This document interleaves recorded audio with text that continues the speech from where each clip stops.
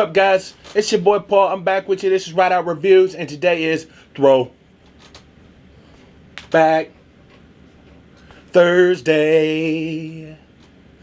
And I'm glad you're here with us. So, today we're going to be talking about Back to the Future Part 2.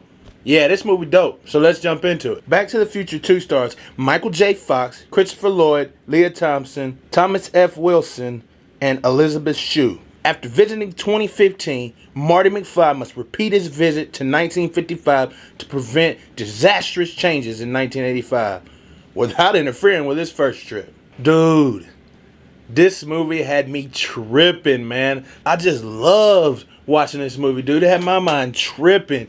Just the future, inside the past. Like, dang, that's nuts, man, because he was trying to hide from himself, but changing what was happening during that time period as Biff came back. Woo! Man, all those little scenes where it would do like cameos of what Back to the Future 1 was, and then it would show him looking at it as we looked at it. It just got my mind thinking, because time travel is something weird, but did that stuff happen while he was there the first time? Because the law of time travel, which I would think would be all of that stuff that we didn't see in part 1, but we were getting like a backstage peek was happening. It's just, he didn't know it was happening. You know what I'm saying? Like, it was going on, but we didn't know what was going on because the camera wasn't looking that way. But then if you look even further back, then you see that. That's nuts, man. That is so tight, bro. Like whenever them 3 cats was after him and he just walks over them and then talks to his mom. I wonder if that really happened, man. That he saw that, he was like, oh, walked over him and then went and talked to his mom again and did that little, here's to you, kid. That was the most fascinating part for me, is just how that worked out, man. I was so enthralled by that. I thought that was so cool. Whenever it first started, he went into the future, 2015. Now it's 2020, and really 2020 looks more like 1985. Not very good. Than it did 2015. We ain't got no hoverboards. We ain't got no zip-up shoes. We ain't got no self-fitting jackets. We ain't got no self-drying jackets. Now that was something right there. If we can come up with a drying, like, I jump in or get pushed in the pool or something like that, and then, I get out and it just dries itself off. Yeah, that'd be dope. That'd be something to look at. But our future looked more like 1985. So we back to the past instead of back to the future. Anyway, that took a whole nother twist that I did not expect. I saw Biff getting the thing, and then I saw Biff steal the almanac and then make all them, well, I didn't see him make the bets, but I had no idea it was going to be like a riot state. I didn't remember there was bars on these windows. Yeah, that was just a little bit of clue that things were just a tad bit off. Ooh, that had me sad about his dad. Whenever they started talking about him, I knew that he was dead. And then when I read he was murdered, I knew it was Biff. Biff's still mad about that punch he gave him. Forgiveness is the key, man. Forgiveness is the key. And then he forced old girl to marry her. Oh, man. Yeah.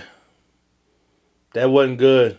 Not for any of them. Man, I enjoyed how they brought all the characters back. Mom, Dad, and the future, and then Michael J. Fox as his daughter. Michael J. Fox as his daughter.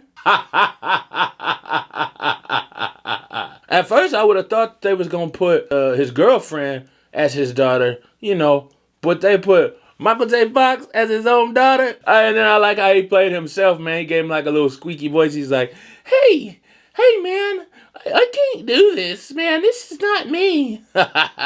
What he should have did was figured out a way to make his son be like that toughness, that tiger, that leopard, that cheetah, you know what I'm saying, that's inside, like he did with his pops. And his pops punch old boy, boom, change the future. Man, he should have got old Marty to punch old, well, I don't know if he should have punched him. I don't know, I don't want to promote violence here, but at least stand up for himself, man. That should have been what he did. What's up with old Marty in the future, man?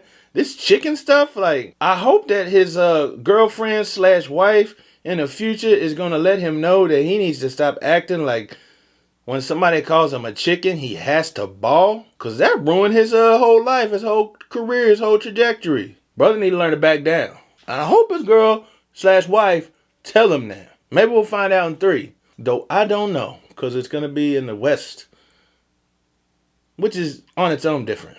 Did that ending happen in the theaters originally? Did it say they were going to the West? Because if so, man, that may have been the first time or first part where movies were made back to back, directing and casting and acting and shooting so that they could actually make a sequel. Is that true? Man, let me know. This whole movie didn't really have a whole lot of bad at all. It was just that time traveling aspect again that I kind of was confused about. How Biff went to the future and came back to a normal future rather than going forward into the alternative future. I'm guessing it's because right after Biff gave him the magazine, nothing really had changed yet.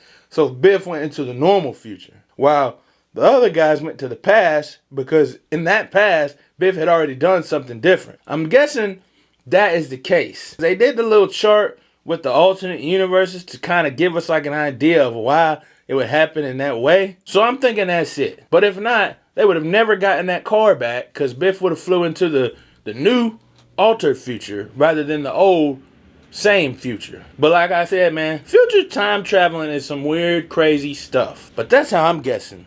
That's my way of going through it. That's my understanding of it. The CGI looked a lot better on this one. Is it CGI or is it just special effects? I really enjoyed the upgrade on the car. That flying car, man, that makes things like a ton easier and better. Hopefully they'll make those soon because it's 2020. Get on that, guys. So I'm going to give this movie a 4 out of 5 R's. Definitely enjoyed it. Great. Awesome. Check it out. Definitely a classic. Redeemable. These shows are good. Just showing the fortitude of friendship, especially between Marty and his buddy Doc, and family, the need for family to help each other. How he goes back and helps his kids, and then goes back even further and helps his mom. Just the love a person has and the need a person has for a father, a good father. Definitely redeemable, man. And actions have consequences. That's a big thing in this show because of the alternate universes and the alternate timelines and the thing that could blow up the entire world if you do one thing wrong. That's kind of how it is in actual life. Is you only got one chance to make good choices. You can't go back unless you got a time machine that's a DeLorean. But we haven't made one of those yet. So, hey, I appreciate you guys for watching. I hope that you check out more of these reactions and more of these reviews. Thanks for listening and laughing, I hope, and enjoying yourself. Hey, you guys be blessed. And I can't wait to talk to you about Back to the Future 3. Keep watching movies, keep watching TV shows, and keep checking out Back to the Future.